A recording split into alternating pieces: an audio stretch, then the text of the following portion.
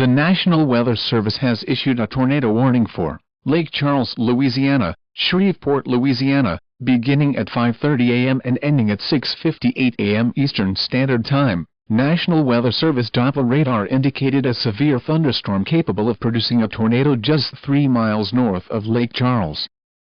Hazard: debris and damaging winds. Source: radars and train spotters. Get into the lowest floor of a sturdy building. This is a particularly dangerous situation, and should be taken seriously. The NWS thanks you for your cooperation.